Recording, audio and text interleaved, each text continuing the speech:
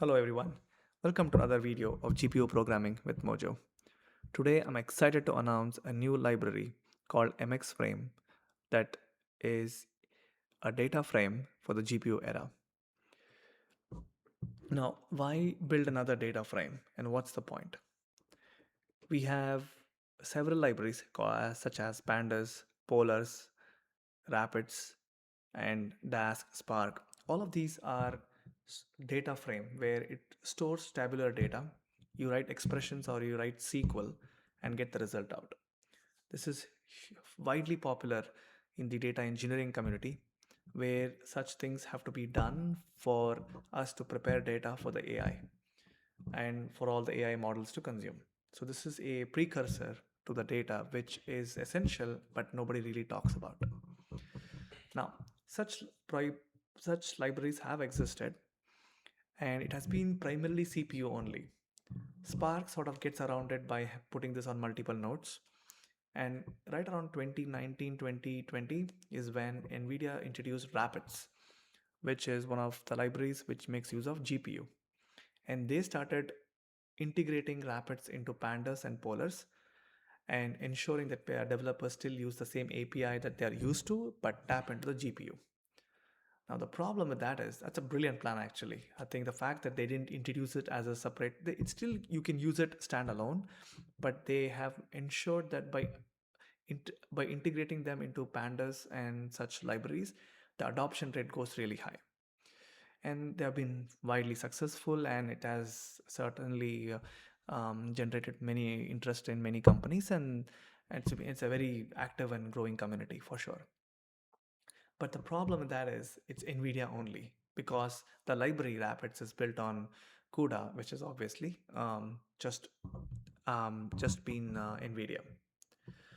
Now, so the natural thought process is when you have a programming language like called such as Mojo and the Max framework.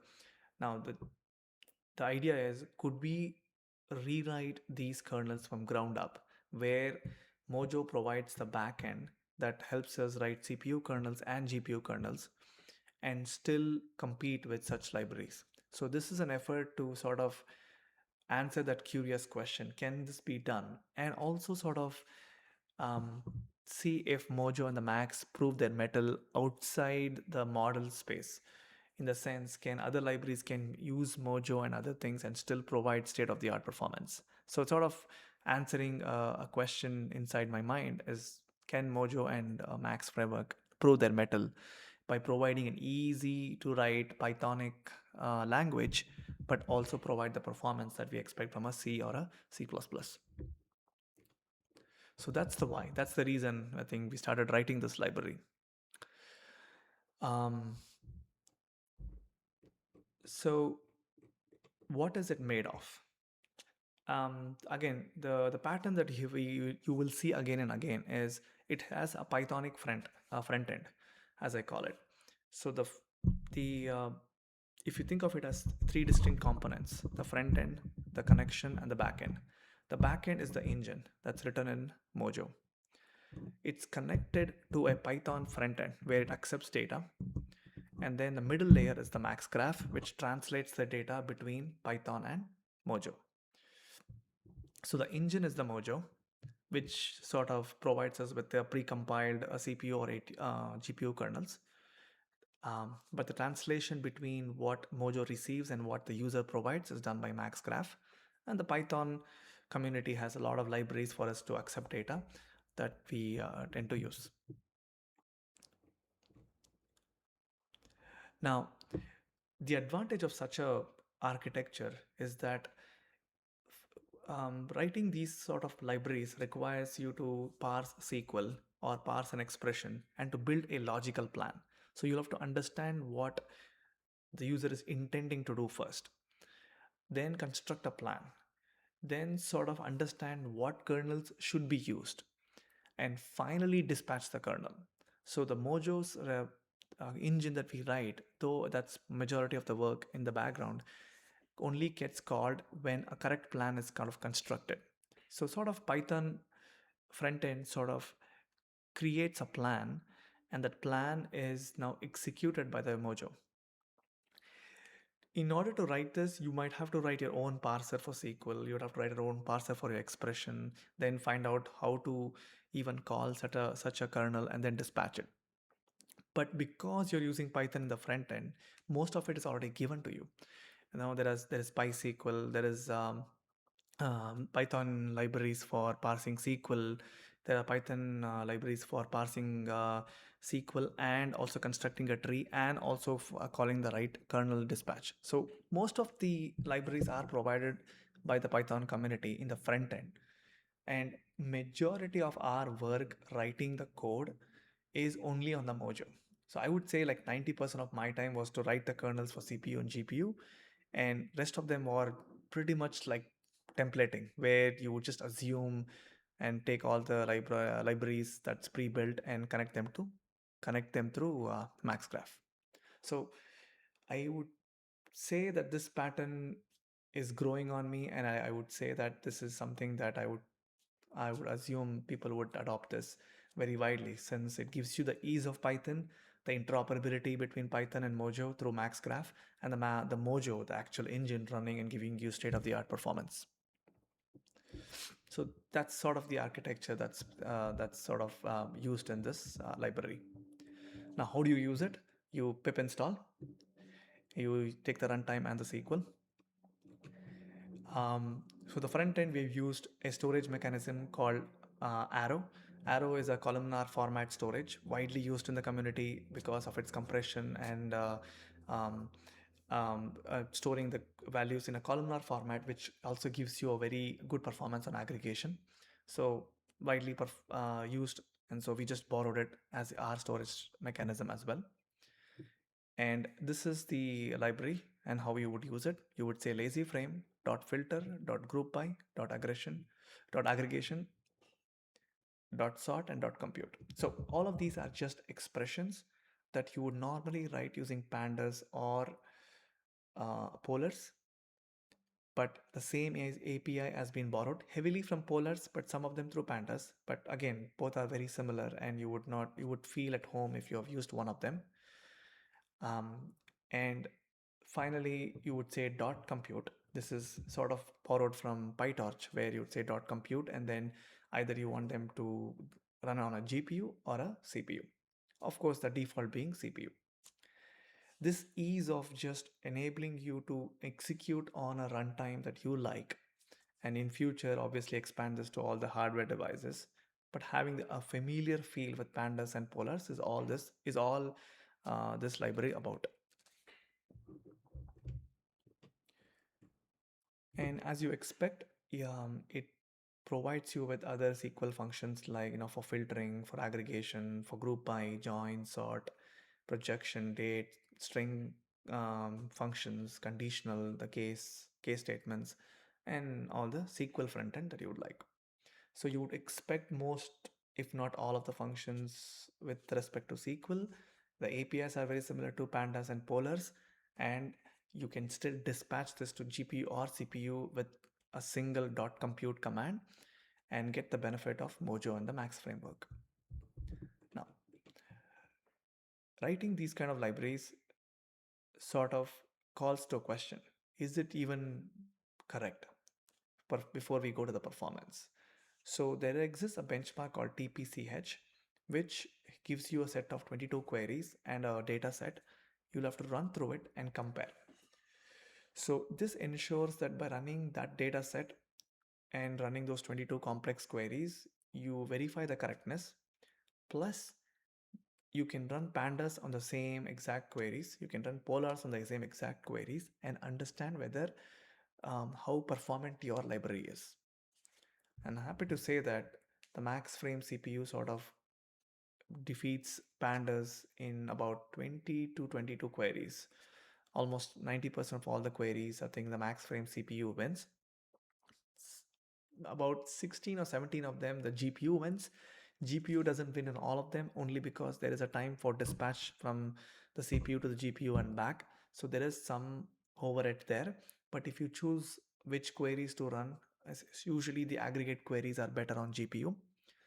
And excuse me, if you use aggregate queries, and if you use something, let's say a data set in the order of 10 million to 100 million, GPU sort of shines and provides you with the benefit.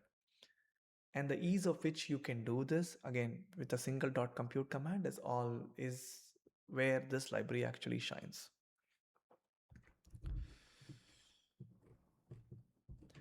This has been heavily tested on my NVIDIA 3090 that I have. It's there could be some rough edges on the AMD and the Apple Silicon when you execute them, but I think the kernel doesn't really have any an NVIDIA specific APIs, so I would say most of it should run as is, but has not been tested yet. So something that's pending on this library, but you guys can test and let me know if you find some issues. Again, just jumping to the source code and showing you was already there before. You can set the GPU and the CPU device. Start with by arrow, write an expression, and then simply by executing a .compute command, you would produce the result. And if you're a person like me who likes to write SQL instead of an expression, I think you're welcome to do that as well. And there are scripts in the GitHub where you can run your own benchmark and prove that it is either correct, what I'm saying, or it could be wrong. Again, there are scripts, there are data sets that you can run and test it for yourself and give us feedback if you think that something could be improved, or at least verify the benchmark from your side.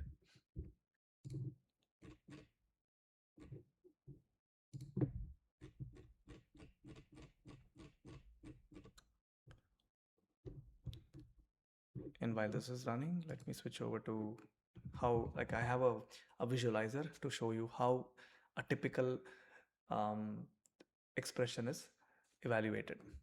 So let's say query 1, you would so let's pretend that you want to filter for this number and group by on return flag and aggregate quantity, sum the extended price, take the mean of the quantity and count the quantity.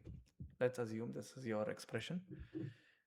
What happens is a parser runs and constructs a tree, which sort of says, okay, you have to scan the data, you have to filter on ship date, which is 10471, and you have to aggregate the return flag, the line status, the quantity, and so on. Sorry, you have to group by the return flag and line status and sum, mean, and count the columns mentioned here. Finally, there is a sort, which also sorts by this column. So essentially, it's kind of deconstructing the intent by the user and builds a tree behind the scenes. This is done by the Python library in the front end. Once this tree is constructed, it then finds out what should be run on a CPU, what could be run on a GPU, and what kernels exist. So once that is found out, the green ones are the ones where it finds a kernel and it can run a group sum or a group count because it knows these kernels are registered already. So it dispatches those two operations to GPU. And in the GPU, it's a simple aggregation. So the GPU kernel itself is not complicated. It sort of spins up multiple threads, puts the data on all the threads, and it runs a simple aggregation. And it's called like a reduction tree, where you start off with multiple elements and then it sort of reduces stepwise before arriving at the answer.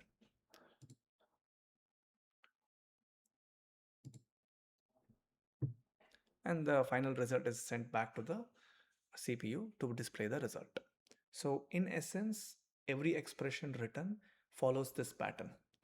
The kernel itself is not complicated. It's sort of reduction algorithms that we have seen in other videos. And the parser and the dispatch again is also not complicated because they have been there, and these are all well-tested libraries that are available in the Python community.